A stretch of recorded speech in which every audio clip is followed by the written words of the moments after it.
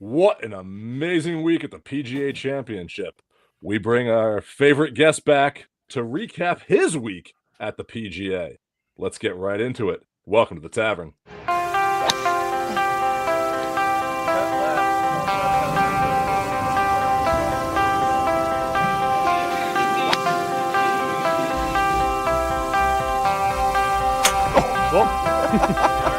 Yeah. I think he's back to form. He fell off a little bit last year, but he also was named Ryder Cup captain. Give me Steve Bradley!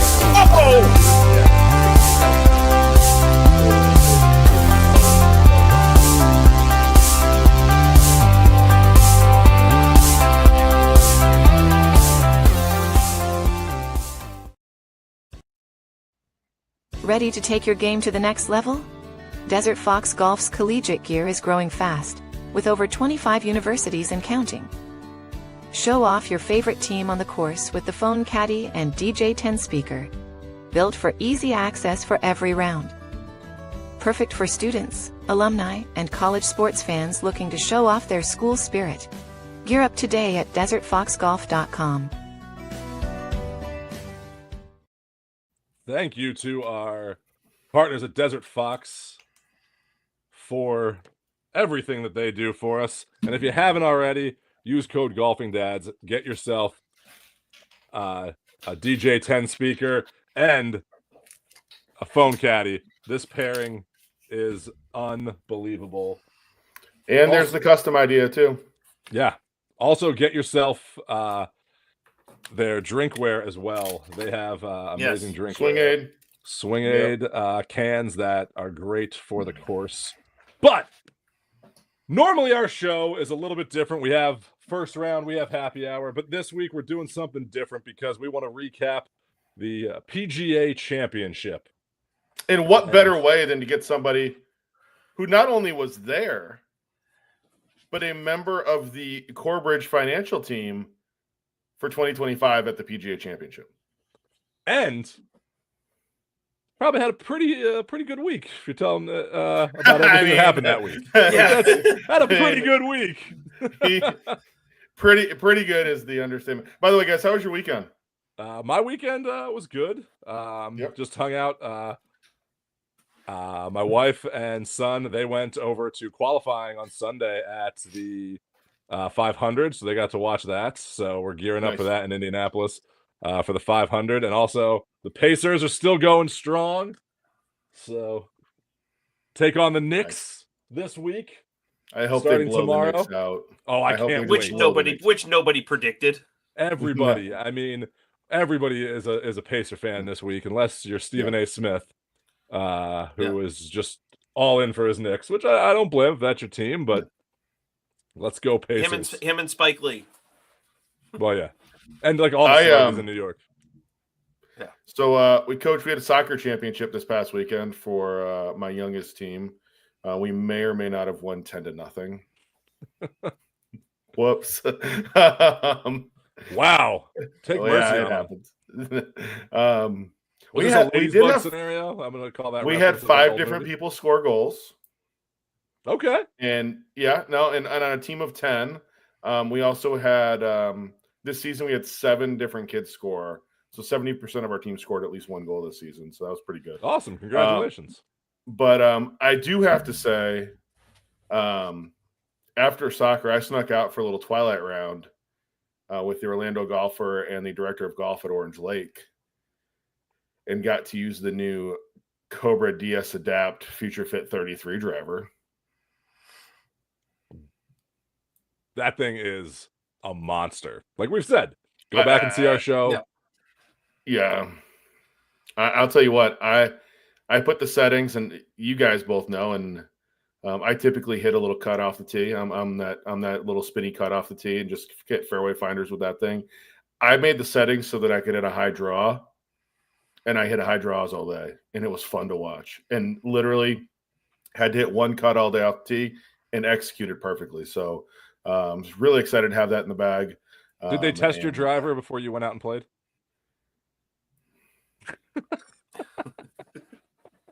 I'm not talking to the media about that. So, since he's not talking to the media anymore, Dave, how was your weekend? Will and I got out after school on Friday, and even we got the pictures out there. Even Will got in on the action with the Nikon rangefinder out there at our local club.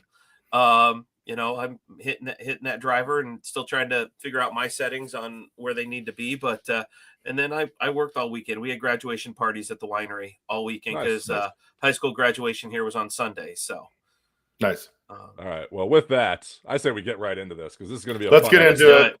Yeah.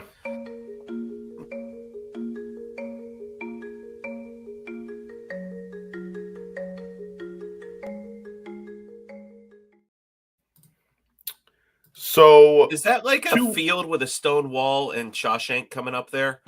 It is. It's just a field, Dave. It's just 2 weeks ago. 2 weeks ago, we had probably one of my favorite guests we've ever had on the show. 100%. Come on for one of the best interviews we've ever done. And I am excited to welcome back Ryan Lenahan, PGA member, PGA professional, and member of the 2025 Corbridge Financial Team at the PGA Championship. Ryan, welcome back to the Tavern. How are you, buddy? Hey guys, how are you? As I'm looking at this picture, this was delivered to us by a drone. So we took a picture on Tuesday morning, and Haley Ledbetter, I believe was her name, said she's like, "All right, come out in the fairway, guys. We have a huge surprise for you." And we're thinking, what's going on here? And she's like, look up in the sky. And we stood there for 10 minutes and a drone came and delivered this box. And from each one of the Corbridge guys that got it from their club, somebody wrote a letter to them. And that's what I'm holding right there. And so it's kind of cool to experience that. That was fun. That's awesome. I'm going to ask, because somebody asked, there was a letter in there. Was there another gift or anything in there too? Because somebody asked on the PGA site, what was the gift that they gave them? We didn't get a gift. No. Yeah. No. For the tournament, we got a Yeti, water bottle. It says Quail Hollow PGA Championship. But for the Corbridge stuff, there was no gift. Yeah. Somebody thought that, we were waiting for the drone that we were going to get Rolexes, and that wasn't the case. That's a nice little package drop there. Yeah. The drone drops a BMW and a Rolex. There you go. So, Ryan, we had you on. We talked going in that you were going to head down a little early and play, and we know you got there early, and then the rains came on Monday and a little bit on Tuesday. So let's start with going back to practice. How did that help you or hurt you, by obviously being there early, getting ready for last week? Yeah. So when I got there Saturday, I flew in at noon, had a slight scare because my golf clubs took about an hour to come out. I had my suitcase. I literally waited for almost an hour to get my golf clubs. And I thought that I've had a history of losing clubs in tournaments. And I'm like, please do not start this week this way. So eventually I got him. I went to the course. There was nobody. I was literally the only person on the golf course on Saturday. It was incredible. The merchandise tent was open, so there was a lot of people kind of going to the merchandise tent and everything. But when I got out there, I quickly realized, what a huge contrast it was from Saturday to Sunday. It was so firm on Saturday, I couldn't even believe it. And I remember hitting a 56-degree wedge on one hole, and I paced it off from where my ball landed to where ended up, and it was 9 yards. So, and it barely was making a ball mark. And so it was playing crazy firm. And it was one of those situations where if you landed the ball a little short of the fairway or short of the green, it would stop. But if you landed on the green, it would kind of trampoline. And so I kind of got used to that, kind of got a lay of the land. It was nice because I literally spent so much time out there. I was like, I got to take advantage of these rounds before, the chaos begins on Monday. So I really just kind of took my time, hit so many putts, hit so many chips, hit so many shots, all of that. And Saturday night we got rain, and Sunday, literally I couldn't make a ball mark on Saturday. Really, whether it was with the wedge or anything, I could not make a ball mark. On Sunday, the ball was spinning back. And it literally could not have been two different conditions that I played in. And, you know, as the week went on and everything got more rain. I mean, we ended up getting 5.5 inches of rain, but it was unbelievable how Saturday played to me, and then how it, you know, was the next few days, and even like the start of the tournament, how different it was, because I mean, it was so long, and it was, you know, obviously so wet and everything. But when I played Saturday, I was like, wow, this is intense with how tough it was. And then it completely changed once the rains happened. And again, that happened Saturday night into Sunday, and then every day up until the tournament, it rained. Well, I will say, just to follow up on that, kudos to the maintenance staff out there, because getting that much rain on a golf course in that short amount of time, they did an amazing job, because that golf course looked awesome on TV. So. Yeah, and you know what was interesting too is, I mean, they have sub air under the green, so on Wednesday you could feel them like pumping, like it was like almost like a vibration kind of thing when you were on the greens, and it was. I couldn't even believe how soft it was and how firm they got the greens by Thursday. So it was honestly impressive. It was, I mean, it was hard to make a ball mark again on Thursday after 5.5 inches of rain. So it was pretty crazy. Yeah. So, you know, with all that, you know, you're there early, you're out there playing. Do you get any fun practice rounds in with any? Did you hook up with any PGA Tour guys or any guys from the Live Tour, or were you just kind of out there and whoever was there on that you got to walk with on those holes you got to walk with? Yeah, so I know I'm going to catch some grief for this, but so Saturday, Sunday I played. Monday they closed the course down for spectators because it rained so much. So it was so wet, it was sloshy. I actually didn't even go play on Monday, to be honest with you. It was so wet, and I kind of thought to myself, you know what? Like, I mean, when I looked at my walking app or my health app or whatever on my iPhone, I walked like 9 miles on Saturday and like 9 something miles on Sunday. And at 40 years old, I was feeling that on Monday.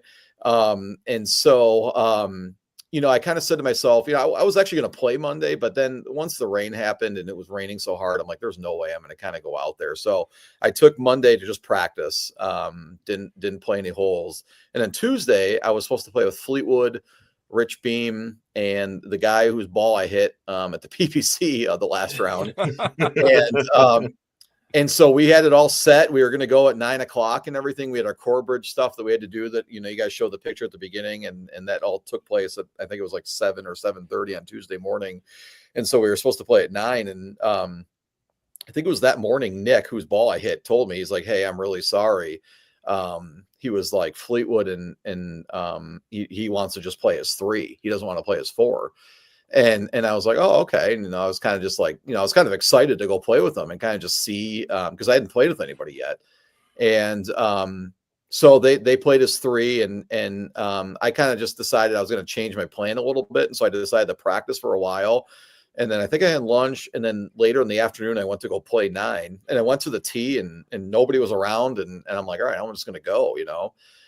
So I just played on my own Tuesday. And then on Wednesday, the same guy whose ball I hit, he was trying to line up a practice round. He knows Scheffler. So he was trying to line up a practice round for us to play with Scheffler, and that didn't pan out. So I actually teed off. I didn't have a late tee time until Thursday at, 2:15. And I ended up teeing off. Gosh, it was probably like, I wanted to actually play right around that time just to kind of simulate conditions and timing being on the course. So I teed off right at about actually 2:15, 2:30, and they shut the tee down at 3 o'clock on Wednesday, and went out and I quickly realized there was like one guy ahead of me. There was one guy behind me that was like a hole behind. And I just played on my own again. And I'm like, I was kind of thinking, oh, this is going to be fun because I can get, play with somebody or, whatever. And nobody was there over the weekend prior to. So, I mean, that was fine. But with Monday and the rain and all of that, it ended up just being like, all right, it was just me. But I mean, I didn't mind because it allowed me to focus and not be distracted and feel like I had to, talk with anybody, whatever. I kind of just do my own thing. But in the grand scheme of things, it was kind of boring because, I never got to meet anybody or play with anybody big or anything. But so you're out there, you by yourself, I think all 3 of us have, enjoyed our solitude rounds every now and again, but it is nice to talk to somebody. But then you jump into Thursday and Friday and you're with Rafael Campos and Matthew Wallace. How was that as a change for you after now you're saying you haven't played with anybody to now being paired up in the tournament. Yeah, that was something I was kind of on my mind. I was like, all right, I kind of wish I would have warmed or played with guys just to kind of like transition or make a smoother transition into the tournament. Cause here I was in my own little world for a few days essentially. And then all of a sudden, you get kind of thrown into the fire and you're playing with, two guys you don't know, whatever. But they were great. Rafa on the first tee goes, "How you feeling?" And I said, "That's the problem." I said, "I'm not feeling anything right now." It was a cool atmosphere. And Matt was a good guy. He was, how do I put it? He kind of, just kind of did his own thing a little bit and wasn't really too talkative. When things were going okay for him, he was pretty friendly, but if not, then he wasn't too thrilled with, and you can kind of tell. And so at that point, I just kind of decided to stay away. But they were great to play with. Rafa actually knows a guy that played on my college team. So, and he reached out to me the night before and told me how good of a guy he was. And him and his caddy were honestly great. I talked to his caddy so much actually during the tournament. He was really helpful, really nice, really enjoyed being with those guys. And, Matt and his caddy, they were nice, but they kind of just, they were also kind of upset with people in the crowd all the time. And they were upset with both caddies in our group. And they were, just weren't, they just were finding things to be upset about, I guess. But, he was kind of doing his own thing, doing what they needed to do and whatever. But at the same time, they were both pleasant to play with. But I knew it was going to be kind of a little bit of an adjustment from going to playing with nobody to kind of playing with those guys. So, Matt, we talked before you went there, and you used to live in North Carolina and have played this course before. So we all saw throughout the weekend how difficult this course was. What's the difference that you saw from when you played it before to now playing it set up as a major championship? Yeah, I think they added a lot of length to the course since, I don't know if that was for the President's Cup or, that was a couple years ago, or for the PGA. So I was definitely playing longer.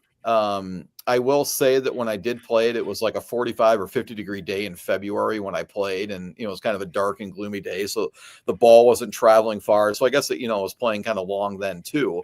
But at the same time, like this time it was, I remember after Saturday with this firm as it was, oh my gosh, this course is brutal.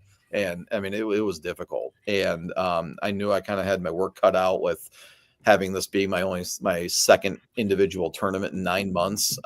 And I kind of just thought to myself, I got to kind of show up here on Thursday. Otherwise you could look really foolish out there.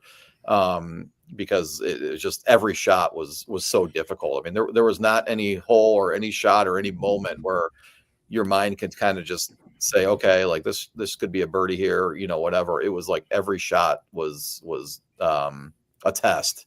And I mean, but it's a major. I mean, that's the way it should be, So I would say that, from a couple years ago to, playing it just this past week and everything, it just, I think with the added tees, I mean, they had it on number 9, a tee box. It was 115 yards longer than where it was before. So that was certainly interesting. And it just, yeah, I remembered some of the holes from a few years ago, but then it's hard because now with all the tents and the grandstands and everything, it just kind of changed the visual of the course and everything. And, when I played it in February of 2017 or 18, it was like wide open, not wide open, but there was nothing, no structures or anything on the course.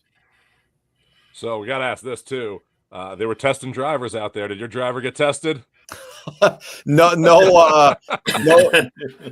testing. And with the way that I hit my driver, I think they're pretty safe on, having my driver be cleared from anything. It was, nothing. I actually didn't even know any of that was going on until I kind of saw it, through the media and stuff, or on social media, after I'd gotten done and everything. So I had no idea that was going on. But yeah, there was, I think 50 players or so, I think I read, that were tested. And I did do some club work at the Ping tour van.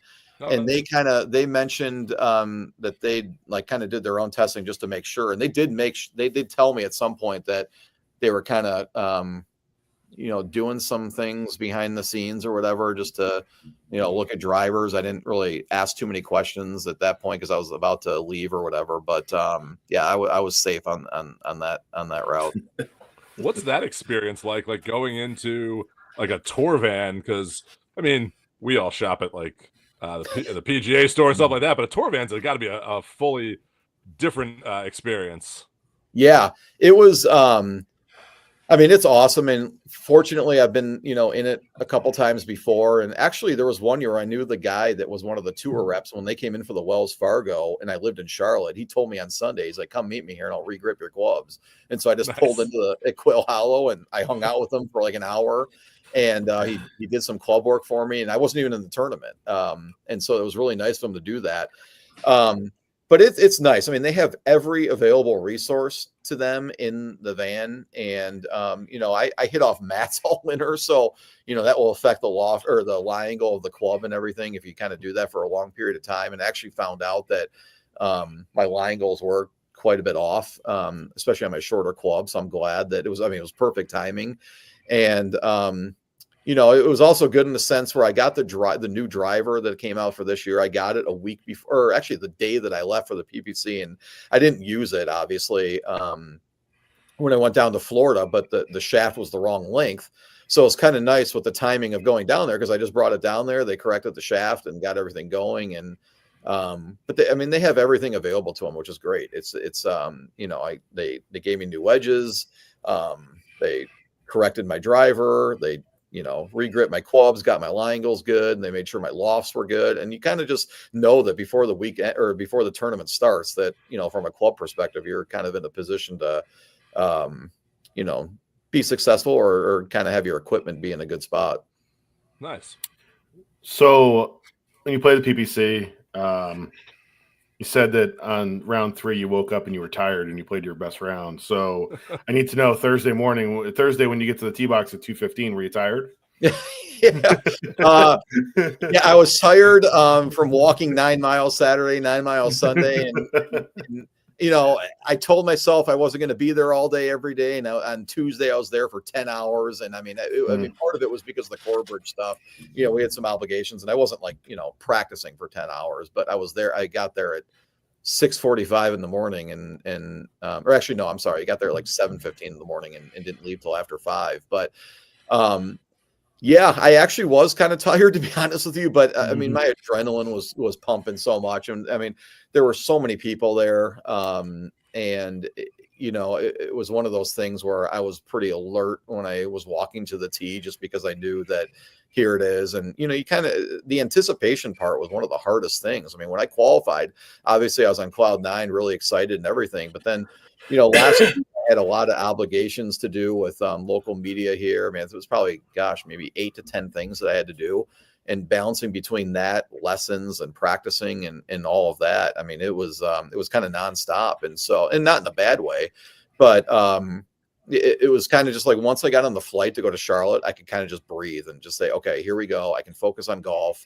and kind of get my mind set on the tournament and everything. And, which was helpful, but yeah, I was a little tired Thursday, Steve, but usually when I, as we talked about last week, when I play tired, I play pretty good. And I mean, not I play bad, but it was, I guess I needed to be more tired on Thursday than I actually was. I sent you that note the night before that all it said was, I hope you play tired. I was giggling as I sent it. And so, I knew you meant. Yeah, I knew exactly what you meant. So I got a kick out of that. Well, you made that turn and you went birdie. So that was, had to be kicking in a little bit there. Yeah, it was one of those things where I told myself I just want to get off to a good start, and that was the worst. It was the last thing that happened. On the first hole, I didn't hit too bad of a drive. I missed the fairway by a few yards right, and had to play as a 3-shot hole. I mean, it was almost I don't know, it was probably 600 yards or something. It was a par 5, and I hit a really good third shot right at the stick to a kind of a tough pin, and I hit it right over it, but I had a 40-footer, and I kind of misjudged the wind on the first hole. And I had one of those putts where you kind of hit into the green and then it was straight down. So it was your first hole, you have the nerves going, and it was such a touchy putt. I thought I hit a pretty decent putt, and I had a 6-7 footer, hit the high side, missed it. So I'm all right, I make bogey. And the next hole, tough driving hole, I hit it right in the middle. Tried to play to the fat side of the green on my second shot, and missed the green by about a foot, and had a terrible lie, and just couldn't get a club on it, and had like a 18-footer to save par. So I missed that. And then the next hole, hit it in the middle of the green to a back pin, 3-putted. So it's like, here I am. And I actually wasn't even feeling like I was playing bad. I was scoring terrible. And then after that, after I made my third bogey in a row to start the tournament, I get to the next hole, it was a par 3, and I hit a 4-iron right at the stick. And I was probably playing like 225, 230, and flew, like, it probably landed within a few feet, then went over. Had a terrible lie, somehow got it up and down. And once I did that, it kind of changed the momentum a little bit, because I knew I had 14 and 15, which, as long as I hit good tee shots, I knew those were birdie holes. And so, yeah, I mean, when I made the turn, I made birdie on 1 and 2, and I'm like, all right, I was actually thought I was playing pretty solid for the most part. But if you're just, I mean, I started off 3 over through 3, and I felt like I wasn't even playing poorly. And, it just, if you're a little bit off, you're going to make a bogey. And, I saw a video of McIlroy, one of the rounds, like it was on Friday, hit in the middle of the green, hit a great shot to a really tough pin on 13, the par 3. And, his ball like rolled off down to a collection area, his short side, and he was absolutely dead. And then he threw his club. And it was kind of one of those things where it's like, as soon as that happened, I was like, it's kind of how I felt. I mean, I didn't throw my club, but I was like, it's kind of how I felt during some of the rounds. Like, I hit really good shots and was still making bogeys. But that's the nature of, I guess, playing a major, is that every shot's difficult. And if it's not in a good spot, you're in trouble. I got to ask, when you talked about Rafa asking about how you were feeling staying on the first tee on Thursday. I caddied for Michael Ray. He's a country music singer at the Hilton Grand Vacation Tournament of Champions. And we had a conversation on the driving range about, hey, you're used to getting introduced in front of 50,000 people. This is going to be no big deal, right? Like, I was trying to prep him for this. And we get to the first tee, and they're like, from Central Florida, country music superstar Michael Ray. And I look up and I can see his hands start to shake at that point. And I'm like, do I step in? Don't I step in? What do I do at this point? So, you get to the first tee on Thursday, and Ryan Lenahan from Detroit, Michigan. How'd that go? I think the hardest thing was waking up Thursday and then basically having to wait a really long time. I talked about the anticipation of the week leading into the tournament, and then here I am, and I'm like 3rd or 4th the last tee time on Thursday. And so it was hard to kind of sit there all day and just kind of wait, to be honest with you. Tried to get my mind off of it and not focus really on golf until I got there. It was hard to do that. But I mean, it was certainly difficult. I mean, here it was. I mean, it was almost hard, to be honest with you, not getting emotional, just because it was like, I mean, my dream was about to come true. And when they announced my name, that's what I've kind of worked my whole life to do. And so when that happened, I was incredibly nervous, but I leaned on my experience of playing professionally for so long, and being in that environment. I remember when I played in the John Deere, I mean, I was obviously really nervous. This was to a different magnitude because there was way more people.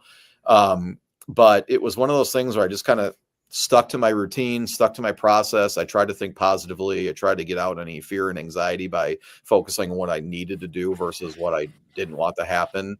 And, I got to the tee, and actually I had a Huskers yardage book. Obviously, I went to school in Nebraska, and there was people on the tee that were like yelling, "Go Big Red," and all this stuff. And like, that was kind of fun. And because, it kind of made me feel a little bit more comfortable and everything. And, but once I got that tee shot, before I hit the ball, I actually wasn't as nervous as I thought I would be. I was nervous, but I wasn't like, I feel like I've been more nervous on the golf course before. And it was kind of just a moment where, like, once I teed off, I'm like, all right, we're off and running, and just kind of need to get that out of the way. Did anybody get a video or audio of it for either you or for your dad to add to his collection? Yeah. I actually, the executive director of the Michigan PGA was there. He was one of the first people I saw when I walked to the tee. So you kind of had to walk around, like go. They, like, for the players, they had this like little back channel to get to number 10 tee. and you as you get to the tee, it faces like, you know, when you're teeing off, it's kind of the left side of the tee box. And the first person I saw was his name was Kevin Helm. He's our executive director, and I saw him, so I chatted with him for a minute, which was nice to see a familiar face. I didn't really know where my parents or my wife or other family or anybody was, or friends at that point. But it was you know, just one of those things where yeah, it kind of hit me when I got on the tee. I saw all these people, there's grandstands right behind you and everything. And, you know, I tried to do everything I could to breathe and just kind of focus on like trying to hit a good shot, really. So, you know, you talked about you're going out late. You're the third or fourth next to last tee time. Probably by that point in time, you'd already heard a lot of the scuttlebutt talk about mud balls. Scottie was pretty vocal about them playing the ball down. Was it as bad as he said it was out there? You know, I didn't get any like significant mud balls where it cost me, to be honest with you. And nobody in our group really had any either, which was kind of interesting. You know, I could see how that's a possibility. I mean, I joke with people that I probably didn't hit enough fairways to have mud balls the first day. But, you know, and I mean, I say that jokingly, but like, you know, I didn't have anything that really affected the shot. I will say the second day, Matt had a shot on 16, you know, which is the start of the green or green mile. He hit one, and it was really strange because I was kind of just zoning out, looking at the green, and he hit it about 2 feet off the ground. I'm like, well, that was odd. But as soon as he hit it, I knew exactly what he was doing. And then he verbalized kind of to everybody how much mud he had on the ball and his kind of displeasure with that. But I didn't really know prior to teeing off anything that was going on. I wasn't actually watching the coverage. I was, you know, I debated on what to do with that.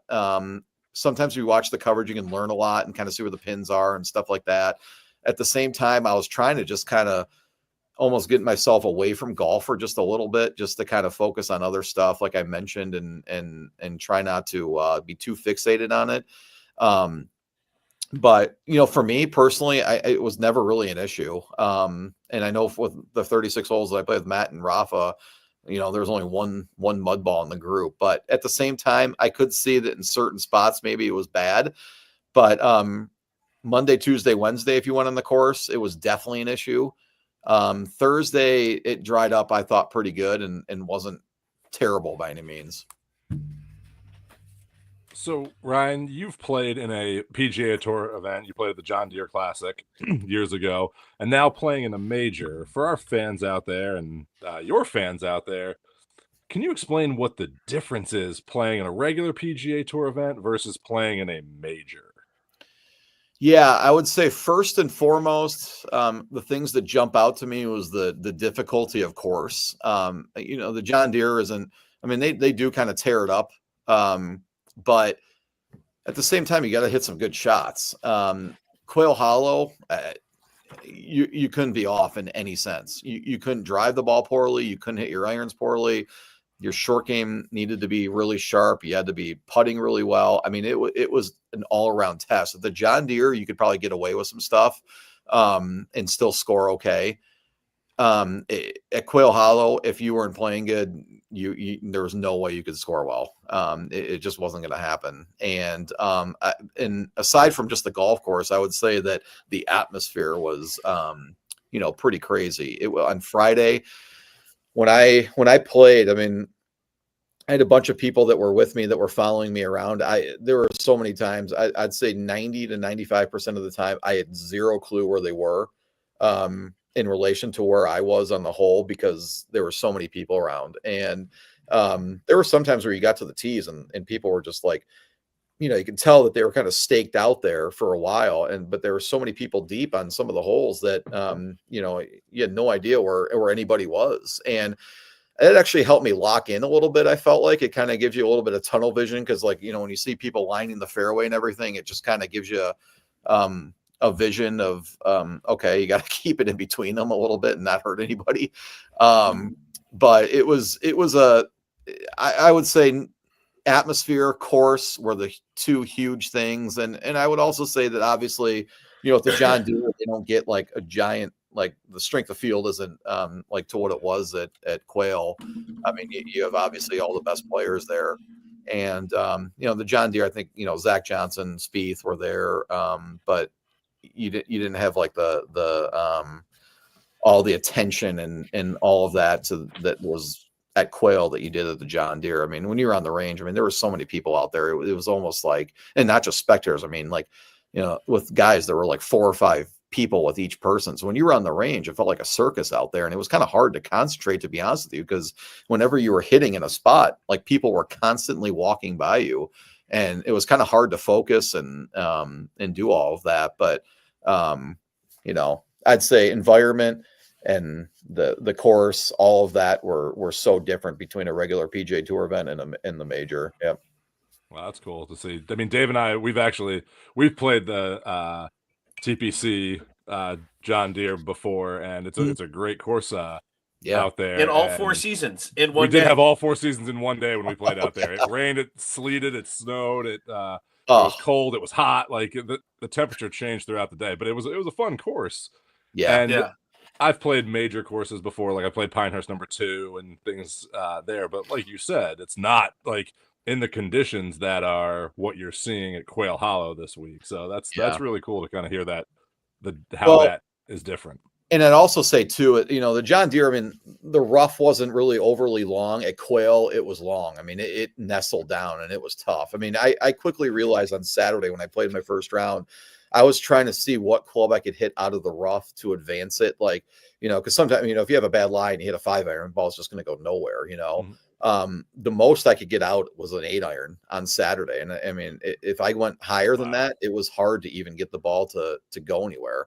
And so that, I would say, it was a noticeable difference too. Is just that it put such a premium on hitting the fairway, because the greens were firming up and you wouldn't be able to hold it or even get to the green if you missed the fairway. And aside from that, if you did miss the fairway, I mean, there were trees. And I mean, I think one of the hardest things is like on number 10, my opening round, I hit it to the right, like maybe 5 yards right of the fairway. And I didn't have a great line. I kind of had to hit a punch shot because there was a tree. And I'm like, oh my gosh. I was like, I got to hit a shot with some loft, but also keep it low so I don't hammer this tree. And I'm like, I don't want to hit something that has too little loft. And like, I basically hit it 10 yards. And so, I mean, like, even like hitting punch shots were really hard because you had to hit it with enough loft, but also keep it low enough. And, that definitely, that was tough too, just because, you couldn't hit a punch shot with like a 5-iron and just like drive it out of the rough. Like you had to hit it with a high lofted club and keep it low. So would you say the rough was the most challenging thing, or what was the most challenging thing about the course this week? I would say, I mean, the rough was long. I'd say the length of the course was probably one of the biggest challenges. I've never hit so many long irons in the par 4s in my life. I mean, I would say I hit it a little further than average. I mean, I hit my driver maybe like 320 if I'm swinging well. And, I'd say the rough was long. It was tight. And it was just somewhere where like you had to be sharp off the tee. You had to be sharp into the greens. You had to be sharp with your short game. I mean, there was nothing that was easy at all. And I mean, even if you got to the green, I thought the greens were so challenging because there was so much slope. And I mean, I saw Finau on, I think Friday or Saturday, I can't remember. He had like an 18-foot birdie putt and he chipped it. And, that was from the green. And he was above the hole on number 12 and he chipped it. He had to chip it sideways. And I mean, so the severity of the greens on some of them were, if you were in the wrong spot, you were absolutely dead. And, it's kind of like my opening hole. I had a 50-footer straight into the green uphill, and then it was straight down green downhill. And it was like, it just tests your touch too. I mean, it's, it was just kind of a test all around, but I'd say length and probably rough, were probably the most challenging for sure. That's amazing. Okay, so the finishing stretch, the Green Mile, played 3-2-1 in degree of difficulty for the week out there. For those of us that have never played it, how hard is it? It's hard. It's 16 is so long. I mean, I can't remember what it was, 530 par 4 or something, and it plays all of that, especially with how wet it was. I think I hit 5-iron into the green every day after hitting, or actually no, round 1 I hit a touch right and I couldn't get to the green from the rough. Round 2 I hit a pretty good drive. I was maybe 10 yards in front of Rafa and Matt, and I had a 5-iron in. And the tee shot's pretty tough. If you hit it anywhere right, you're absolutely dead. Like, you have to chip out. There's a tree there, and you literally can't get to the green if you hit it right. If you hit it down the fairway, you're in a good spot, but you're probably going to have like 220 to maybe possibly 240 in, I'd say, or maybe if like you're, really long, like 340 off the tee, maybe have 200 or 210 in or so. But there's a bunker to the right of the green. And then obviously you have all the water left. Well, the way they designed the hole, I had the caddy master at Quail caddy for me, and he was kind of telling me this, but the way that they designed the hole is that they wanted to trick people. So like putts normally break towards water. Well, they designed the green to make the putts break away from the water. So it was kind of unusual because like you'd have a putt that looks like it's going to go towards the water, and it doesn't. It goes the opposite way, and it kind of it's tricky actually. And so with the length of that hole, that's hard, and the green makes it really tough. And obviously with the water right there, I mean, it's not like you're hitting a wedge or a 9-iron into the green. I mean, you're hitting a 5-iron. Yeah. You gotta be perfect. And the problem is that if you hit it in that bunker, the green runs away. So it's like then you have a really tough bunker shot just because you're the green runs away from you. So it's like it's hard to kind of miss it in a good spot. It's almost short is the best place to go. But I would say that 17. That is hard. There were so many people around that tee, and you add the fact that it's like a 230-yard par 3 with water all surrounded by you, and like there's nowhere to miss it. I mean, you can hit it in the grandstands, obviously, which I pretty much did the first day, but I still to this day like don't know. You just can't miss it there. You have to buckle down and hit a golf shot and make sure it doesn't go in the water. Rafa, the second round, hit a shot right at the stick, and it almost went in the water, and it landed right by the pin. And so it's like kind of one of those things where it's like you can still hit a good shot and be penalized. And I think with the atmosphere and how small that green is, and with the water all around, it makes it so hard. And then if you factor in any wind, I mean, it's even tougher. And then 18, such a tough driving hole. You can't hit it right. You can't hit it left. You just have to hit a good tee shot. And then once you hit a good tee shot, it's like 16. You got like a 4 or 5-iron in, and you can't hit it left and you can't hit it right on the second shot because you have bunkers right, and then you have the water left. And I mean, it's just demanding. It's probably took about 30 years off my life playing those holes, this past year.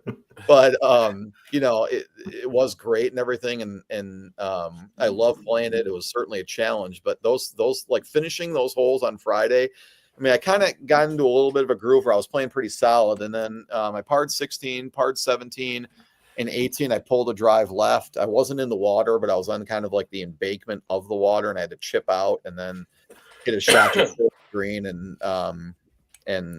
hit a putt to like 5 feet and missed it or whatever. So I make double, but it was like, that's why I kind of wanted to see what would happen if it was kind of close on the final round Sunday, just because, if it was a 1 or 2 stroke difference, I'd love to kind of see, I mean, coming down that stretch, you got to hit shots every single hole, on those last few holes.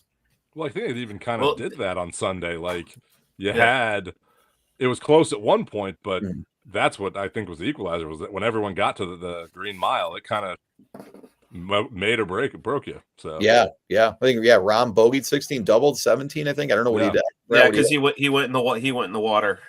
Okay, yeah, on 17, right? Yeah. Now you're talking about the green. Did you have a favorite hole this week and a least favorite hole?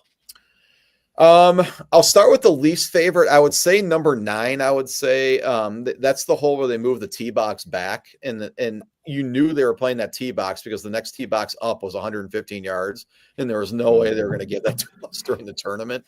In my practice round on Saturday and Sunday, I hit a drive it's kind of uphill on the tee shot, and I hit a drive maybe like 300-ish, 305. Saturday I had 268 to the stick, par 4. And I'm thinking, like, what is this? You know, like you have 270 into a par 4, and the fairway starts at like 275 and out from there. So like, I mean, you have to carry it over 275. So like maybe if there's an older guy, I mean, I don't know, some of the older guys, maybe they're past champs, whatever. I kind of wondered if like one of those things where if they could even make the fairway. And it was a cool looking hole visually, but I also think it was a little long just because like, you know, I think the shortest I had in there was maybe 240 in the tournament, and in both days I found the fairway, hit a good drive and all of that. I mean, it's certainly challenging. And then favorite hole, that's a good one. I would say there was actually a lot of holes I really enjoyed out there. I would probably say that I mean, aside from the difficulty, I thought 18 was incredible. I thought I actually liked 15 a lot. I thought 15 was a like good hole, but very fair. You had to find the fairway, and if you did, you had about 270, 280 in. I actually I'd say 15 was probably my favorite, and just simply from the fact that, you know, it wasn't a hole where if you hit a good shot and you hit a good iron shot, you were in a good spot. I felt like on some holes during the tournament, you could hit a good drive and you hit a good iron shot and you can make bogey. And 15 wasn't one of those holes where that could happen. I just felt like you were rewarded for hitting a good shot and everything. And then when you got by the green, it was kind of a neat atmosphere with the grandstands and everything. So I'd say 15 was my favorite, and 9 was probably least favorite when it was playing. Like, you know, one of the days it was like 530 or something into the wind uphill. And I mean, hitting like a driving into a par 4 is just, I mean, it's crazy. And for how firm the greens are, they're like, you couldn't even get close to a front pin location. So it was kind of certainly challenging in that aspect. So with how challenging that you've made it seem out here, especially with how you talked about 16, 17, and 18, the green mile, did you think or see any possibility of someone going 11 under and winning by 5? You know, when I started the week, I really, like on Saturday especially, I'm like, these scores are not going to be very low. I was kind of like the first round, I kind of thought if it stayed in the conditions, I thought maybe 4 under would maybe be low. It did soften up a little bit, and I think the Vegas shot 7 maybe the first day, which that was incredible. I think he was leading by a couple. But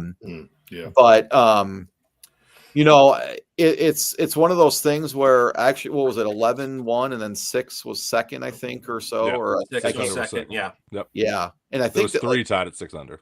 Okay, yeah. So, you know, I think the fact that like it's 6, that, you know, it was, you know, if you take Scheffler out of the picture, it was almost kind of U.S. Open kind of scoring a little bit, you know. And the one thing that I can't even believe in, it leaves me shaking my head, is Scheffler's 7 under on Saturday is unbelievable. And I mean, the course was so difficult, and the fact that you added a 20-mile-per-hour wind to that, I mean, it was one of those things where that's an incredible round. I mean, if he was playing any other course, I mean, he would have been close to like breaking 60. I feel like. I mean, that's how good of a round it was, and it was playing so hard. And I was out there most of the day Saturday, kind of watching everything, and the wind was gusty. And I mean, you could see if you look at round 3.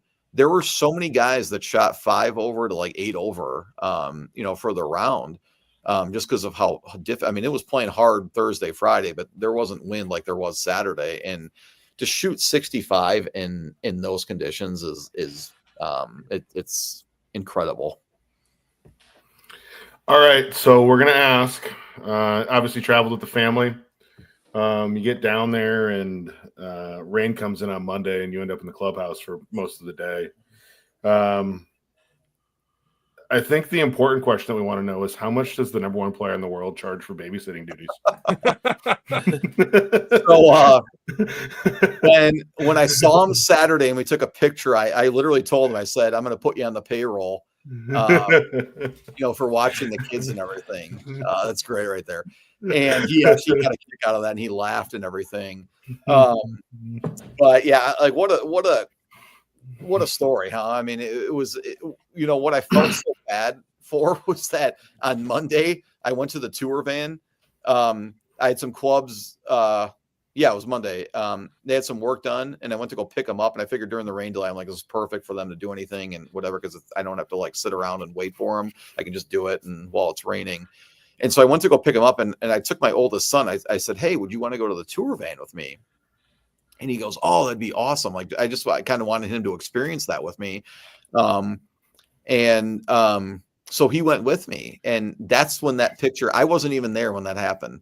My wife took that picture, and what happened was we were sitting in the players' dining, and it was myself, my wife, and kids, and Scheffler Scottie, Meredith, and their son came in. And this is just after I had left. And my middle child apparently was making their child like laugh. He was making faces and kind of making them giggle. So the parent, like Scottie and Meredith, looked over at my wife, and they were kind of just chuckling, and it started a conversation. So they started talking. And the next thing they know, Scottie's on the ground, he's playing with all the kids. And, it was like, what a crazy situation. And here I was in a tour van, and it was literally a monsoon in the tour van. I couldn't get back because it was raining so hard.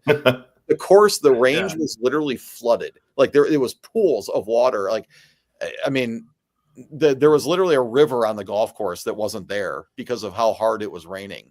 Damn. And so I couldn't get back. So I was kind of stuck in there. And my wife sent me all these pictures, and I felt so bad for my oldest son, because I'm like, oh my gosh, like, he loves Scheffler, and here he is playing with the other two boys. And he didn't get to take part of that. But it was, what a crazy story and crazy scenario. And then the PGA kind of caught wind that had happened, and they wanted me to send the video or the picture to them, and so I did. And then they posted it, and then it kind of caught some traction or whatever. And but from what my wife said, she said that he was so nice, and we eventually saw him in the parking lot Saturday, and he really was nice. And then my wife, ran into her in the locker room on Saturday. She said like she was going to be back, and she's like, I'll be right back. And I said, okay. And like 30 minutes later, she came back, and I was like, what were you doing? And she's like, oh, I just ran into Meredith. And I was casual. Like, and I'm like, and I'm like, what do you mean? And she's like, well, I just ran into her. She was breastfeeding the baby, and they were chatting for like 30 to 40 minutes in the locker room and everything. And I'm like, and she was asking about me, and she's like, what did Ryan think of the tournament and all this stuff? And I mean, just very down to earth, personal people. And I mean, I was rooting so hard for him just because of, who he is, and what you see on camera is what he is, or who he is behind the scenes. I mean, he's just a down to earth guy, and so easy to root for. But did you ever think that would become one of the best stories coming out of the PGA, championship week? Your kids on the ground playing with the world number one. Yeah, what's crazy is I never even saw him at all during the tournament, except for this picture right here that you guys are showing. And, for my kids to have interaction with Scheffler, I mean, it was amazing. And I was so excited for them, because during the Masters, I mean, they loved talking about him and always, seeing him on TV and everything. And that was the one person they really wanted to meet. And then all of a sudden, like, here they are, and they came across him and everything. And I mean, it was just so surreal. And, for how nice he was to them, and, how he's laying down as if it's like his own family room and playing with them. I mean, like, how cool was that? And, what a guy to do that and everything. Cause I mean, it may not have meant much to him, but for my kids, it meant the world. And, it's so cool for him to, just do that. And just shows how genuine of a guy he is, how nice he is. And never at the beginning of the week. I mean, I was kind of wondering if I'd even run into him or see him, let alone like, here he is playing with my kids. It's something that never even thought of in a million years. Well, when you're a golfing dad, you're still a dad at heart, and, dad instincts take over, when there's other kids around. Yeah, for sure. Yeah. You could see that he enjoyed it. And like, I think he appreciated, I mean, he kept looking over at the table from what my wife said, and his wife was looking over too, because my middle child there, who's to Scottie's right, he was the one that was making their baby laugh. And I think they just appreciated it. And, it's like, if you're ever at a restaurant and your kid is, making faces to somebody else and they're laughing, the parents kind of laugh or chuckle about it, whatever. And that's exactly kind of what happened in this. And it led to, him playing with the kids and then taking a picture and all that. So it was crazy. And I mean, even going a step further is after all that happened on Saturday, my kids were interviewed. The PGA asked me, they said, would you mind if we interviewed your kids? And I said, no, it's fine. And so for 10 or 15 minutes on the range, they interviewed the kids on Saturday, and they're going to make a piece out of it. And I was told, I don't know if something's going to be coming out soon, but I was told that maybe on Father's Day, they're going to put a piece out with my kids. And I mean, I don't know if I've laughed so hard with the things that they said on camera. I mean, they took some shots at me, and it was absolutely hilarious because they talked about how much Scheffler's autograph was on their flag, and then they talked about how much my autograph was, and of course that was $0. And it was so funny. And they opened up, and my 3-year-old was even chatting and talking about stuff. And I mean, to see what they come up with and what the piece is when it comes out, I cannot wait to see that. I mean, do they think that on Sunday when we all saw Scottie and Bennett, he was carrying them, like, as dads, we've all been there where your son just wants to be with dad. And when he put Bennett down at the scorer's table there and gives him the yardage book, gives him his hat, did you think to yourself, like, oh, my kids could have been there to help you? Because when I saw that, I was like, oh my gosh, because I was actually at the airport, and I was there on Sunday, but I had to leave at about 5:30, and tournament ended maybe like 7ish or so. So all I could think of was like, oh my gosh, like I could have stood there like right by the putting green where he walked through, where he was walking with his wife and Bennett and everything into the scoring area. And I was thinking to myself, like, I could have stood there and I could have been there with my wife and kids, and he would have remembered everything because of all the things that kind of ensued that week. And I'm sure he was probably made aware or shown the picture, whatever it was, because Rafa and Matt even told me the next day, or they told me, they're like, yeah, we saw your kids, like, their picture went viral, or, whatever it was. And they even knew about it. And there were so many people that came up to us in the dining that said, like, hey, we saw your kids, and apparently made the Golf Channel and all that. But yeah, it was kind of cool. Just, I wish maybe we would have been there to the end, because that would have been kind of exciting, because, maybe my son could have entertained him while Scottie was signing a scorecard or something. But, it was something where, just a surreal experience. And, but at the same time, I thought that was pretty funny with the baby coming into the scoring area. And, here you are, you got to make sure you don't make any mistakes on the scorecard and be zoned in and all that. Your 1-year-old behind you crawling around or playing around with, the yardage book. All right. So it's Tuesday after. As we wrap this up, as we look back over last week, you got to ask your favorite moment of the week. And then that moment where you sat there and you said, am I really here right now? And is this happening? Yeah. Favorite moment, I would say, is, although very nerve-wracking, I think teeing off on Thursday was so surreal. It was a dream that, I've worked my whole life to get towards. And, from them to announce my name is literally where my dream came true. And a dream that came true that I thought maybe would never happen. And, it was something that I was in shock and disbelief that I was even there. I woke up yesterday morning, and I've had golf dreams before where I've either won a tour event or whatever, and then it like ruins your day. I think I mentioned that last week, or like ruins your day, or whatever. And I'm like, gosh, like that's so cruel to have that happen.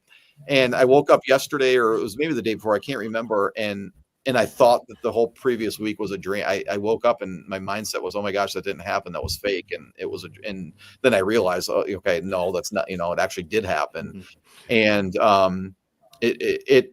it was probably one of the coolest moments, despite how nervous I was, walking there and seeing my parents like on the ropes, and my wife and everything. My kids weren't there to tee off, but they came later in the round, and that's where it was like it was so surreal.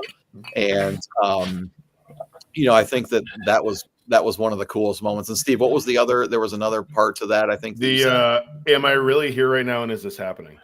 Yeah, I think that like on Friday, you know, when I realized that the cut was not going to happen, I told myself that I was going to enjoy every single hole and enjoy the atmosphere from there on out.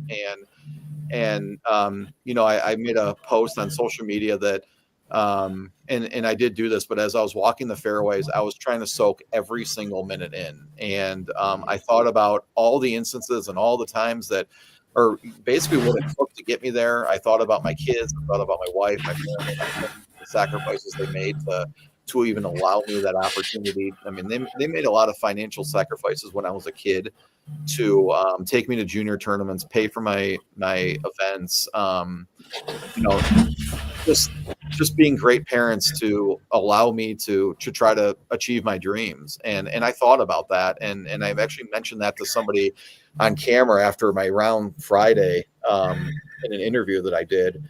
And it was so neat to see them there because you know, hear all these people that I love so much, and I get to share that with them, and they played a huge role in me being there. It just wasn't me having hard work and getting there. They played a huge factor, and they were so much a part of the equation to help me get there. And I think to share that with them was the neatest. And I think walking down 16, 17, and 18, I truthfully didn't want the round took forever on Thursday. It was like 6 hours, I want to say. I mean, it was so, but I guess if there was ever a round that would take long, I'd want it to be that. And I remember walking in 16, 17, 18 and soaking in every single second of it.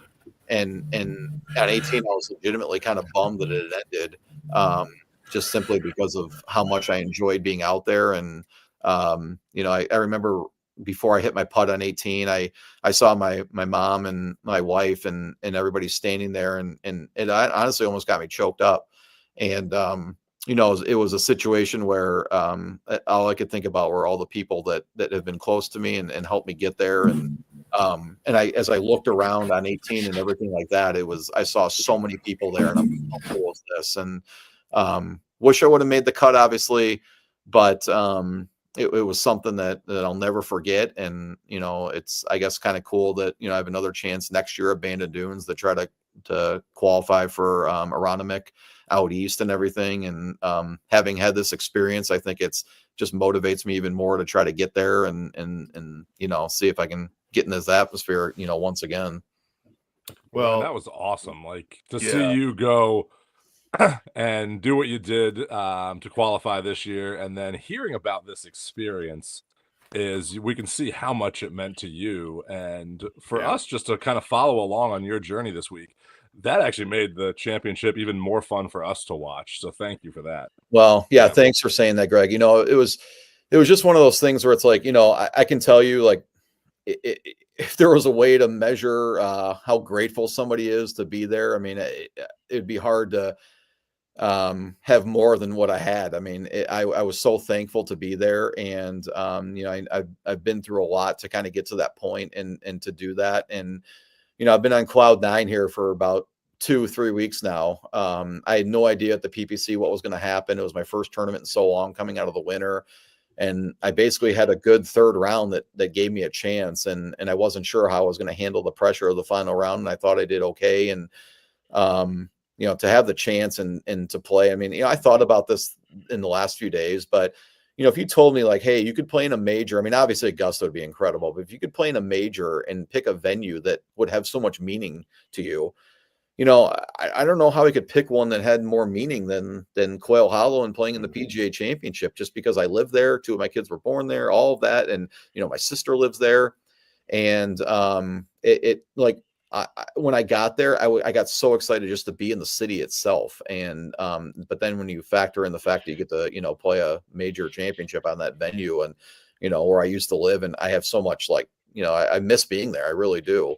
And it had so much meaning because of just kind of the story behind it. And you know, it expedited my PGA work for 2.5 years to kind of even give myself a chance. And so many things had to align for me to get there, and for it to actually happen is, I mean, I'm like in disbelief that it all kind of just happened to work out. Well, Ryan, thank you for coming back on our show. I again, I texted these guys 2 weeks ago when you were on that I had goosebumps, and I had them again tonight, and we really appreciate it. And you are literally, you know how to get a hold of me. Anytime you want to come back on and hang out with us, you are more than welcome to come on and hang out with us anytime you want. Well, thank you, Steve. I appreciate it. I said something funny to my wife this morning, but like, since I, played in the PGA, it exempted me into final qualifying for the US Open. So I'm going to New Jersey in about a week and a half to do that. And I told her, I said, could you imagine, and the 36 hole day is on my birthday. So I said, could you imagine like if I got through the qualifying and I played in 2 majors in a year and I haven't even played in one section event yet? I can't even like fathom that. I literally have not played. I've told people I've played more majors this year than I have section events. And, odds with Dave will have your back. But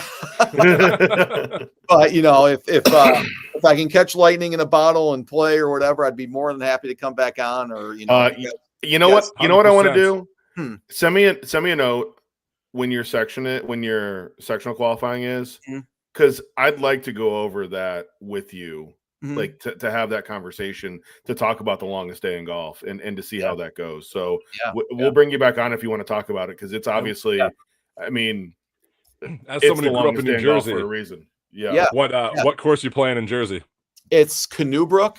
It's like there's 2 courses, and it's like Summit, New Jersey, just outside of Newark, I think. So and they're all June 2nd. There was one yesterday in Dallas, which I was actually originally signed up for, but I was able to change my site because it just would have been too hard to go from Charlotte to Dallas. And it just would have been too much going on. So I wanted to give myself some time to kind of ease into it and give some, at least some practice time. Last week was a long week of just practicing and playing every day, all of that. So we play 36 on June 2nd, and we'll kind of see what happens. So all right. Yeah, definitely. Well, keep us posted. We'll be rooting for you there. And thanks, guys. Best of luck. Yeah. All right. Well, thanks for having me on, guys. Always good to see you. And thanks, Ryan. We appreciate it. And I'll keep you posted too, because I may be up in Michigan at some point this summer in business. So I'll keep you posted. Yeah, let me know. I gotta talk to you about your coaching ability after winning 10-0 or whatever. And that was there's zero coaching ability. Yeah, don't go with their coaching ability. So we're done with that. Well, you should write a book after that game. 10-0. That's impressive. So there was a game plan involved, and that's what it was. It was a really good game plan. That's awesome. And a lot of subs on the fly because it was 95 degrees out, and we went. Oh my gosh. So, well, you say that. I was teaching today and our wind chill was like 47, 48. And it's like, it's like, you got to be kidding me. I was just in 90-degree heat, and it was literally, I left this evening with my last lesson. It was 47 or something. I mean, it was just, so it's, we're a little different ball game up here than you are. A little different. Yeah. Hey, if you come down to Indiana, I'll drive up to Michigan. So it's, the weather out here is different. I may have to drive down to Indiana, Greg, just to practice here to get ready for sectionals. So, well, if you need someone to practice with, hit me up. Let me know. Be happy to play around. I'll let you know for sure. See you, Ryan. Thanks. Thanks, guys. We'll see you. Thank you. Yep. Wow. Oh, that's why we love what we do, is having people like Ryan on and get to see just the emotion of him just talking about it. I mean, I thought when he talked about his family being there and just being able to enjoy the course and having so much meaning that 2 of his kids were born there. He lived there for a while. This is the perfect place for this story to unfold. And to be honest, we didn't know any of that when we invited him on the show, and it's just an amazing story. So thank you again, Ryan. That was made the championship a lot better to watch, more enjoyable. For a tournament that was already enjoyable to begin with, this was the cherry on top. So thank you again. And we said it wrong before. You shouldn't have charged Scottie. Scottie should be paying your kids for babysitting services after we heard the way the story came down. Yeah, definitely. All right, let's hop into Smack of the Week.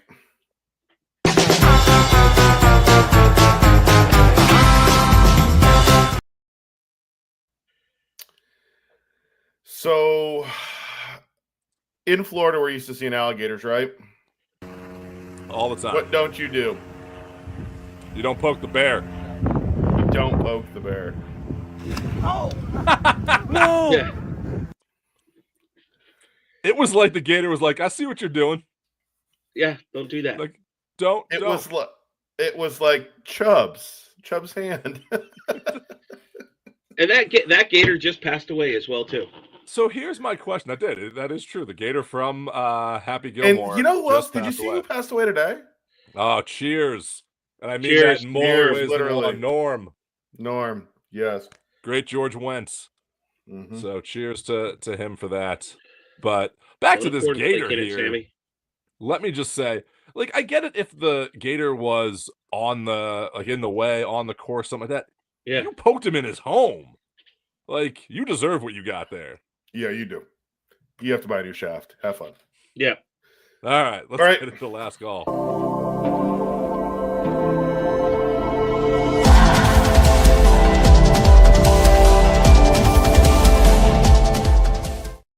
We talked about this earlier, but that Future Fit 33. Ooh, go get your driver set up. Get the new DS Adapt Cobra drivers. I think we need to do something this week. Let's. I got an idea after the show. We're going to talk about that. We'll talk about that. Yeah, but talk about that. I mean, after. I think we got some content coming with it. So, Colonial. Can I just point out that we'll get into it with Dave. I'm going to point out. So Colonial, go with it. Colonial, Davis Riley defending. Yes. Great old historic golf course.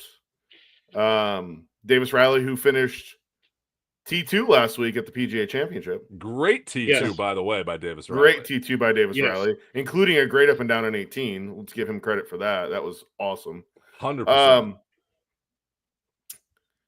I feel like this is one of those golf courses. I've never played it, but I would want to play it because I feel like it's that old golf course. It's would be just a fun golf course to go out and play. So let's hop into odds with Dave really quick, and let's talk about the field this week.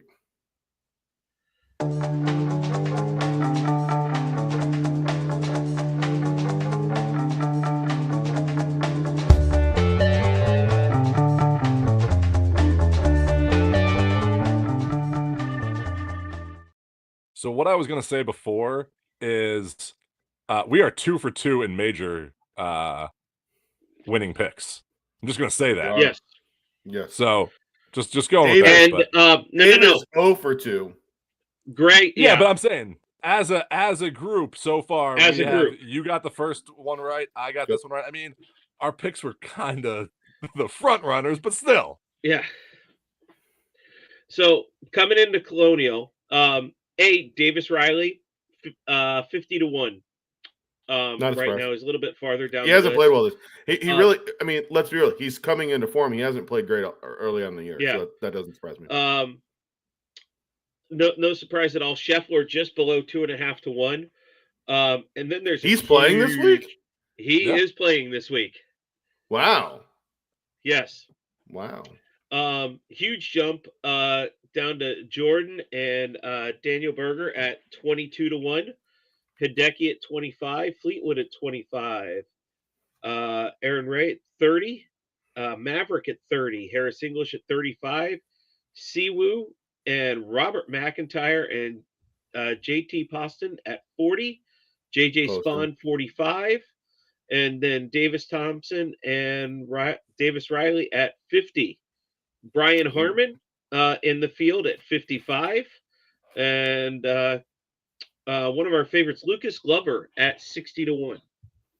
So, Greg, with the win at the PGA, you get first pick. This is a tough one. I can't take Scottie, and not because of last week, but I've gotten the rare 2 wins with the same player in a month just because of a major. Yes, with Scottie. So, I mean, I'd like to go for the hat trick with Scottie, but I know it's not allowed. Not allowed. But I don't think I mean you can't take Scottie out of any field here. No. But I think he's coming off of a major win. I think he'll be in the top 10. So I think when either of you pick him, right? Yeah, that's it. We know I'm that's not third. It ain't coming to me. So,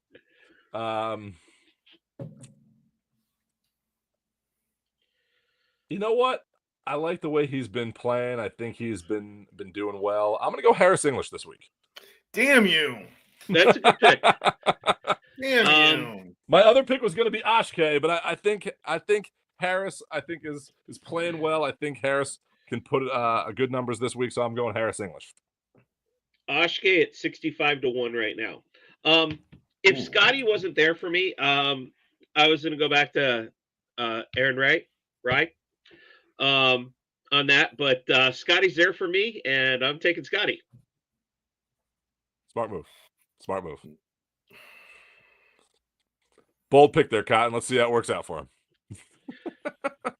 Because right now, I am no longer in the lead in our season. No, you're not. What? And I am. Yes. You got overtaken. Steve at 144. I'm at 143. Greg, you're at 118. Don't call it a comeback because I'm coming back. Greg, you've picked up 60 points just this month. Yeah. I gave you guys a 20-shot lead like Scottie gives his playing partners back in Texas. It's like watching the Pacers. God, I don't really want to do this. Give me got to. Fleetwood. Take Fleetwood. No, I will not Maverick. take. No, I'm taking Aaron Rai. Okay. That's a good pick. Until he misses the cut and you guys are laughing at me. Yeah. Wouldn't be the first time you've been laughed at by us, and it won't be the last. I know. So, all right. Well, thank you to Ryan for joining us again tonight. 100%. That was amazing, Ryan. Anytime. Yeah. Please let us know if you want to talk the U.S. Open too, because we'd be happy to have you on for that as well. Yeah. So you want to come on and just be a golfing dad? Come on and be a golfing dad. Yeah, that's fine with us too. So, alrighty. Well, guys, great week. Cheers, everybody. Cheers. Deuces. I'm really fortunate, man. I mean, I've been able to build something that's. And remember, folks, use code GolfingDads to get 15% off your order at Desert Fox Golf. Also use code GolfingDads to get 15% off your order at golfish.com. Use code GolfingDads to get 20% off your order at Jacket Sunscreen, and use the Golfing Dads Tavern to get 5% off your order at FlightScope.